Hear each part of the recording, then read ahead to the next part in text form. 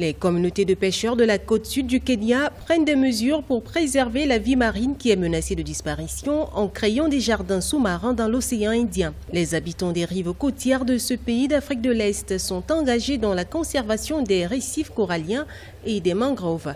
Les coraux aident à héberger les poissons et à attirer les touristes, tandis que la culture des forêts de mangroves aide les résidents à obtenir des crédits carbone auprès des acheteurs internationaux. Le corail a vraiment amélioré nos moyens de subsistance ici à l'île Wasini.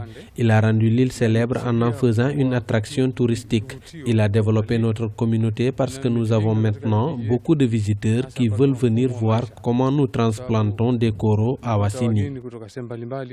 Depuis 2011, les habitants des villages de Makongeni et Gazi, soit environ 6 000 habitants, ont commencé à travailler avec le Kenya Forest Service et l'Institut de recherche marine et halieutique pour protéger 117 hectares de mangroves, soit environ 20% des forêts dans la baie de Gazi.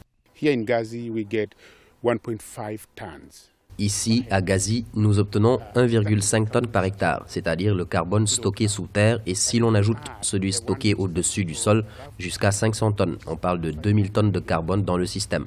Quand cet écosystème est dégradé, on émet tout ce dioxyde de carbone dans l'atmosphère. Au-dessus, les mangroves abritent des poissons et d'autres formes de vie sauvage, dont ce dioxyde de carbone est aussi importante pour la protection du littoral.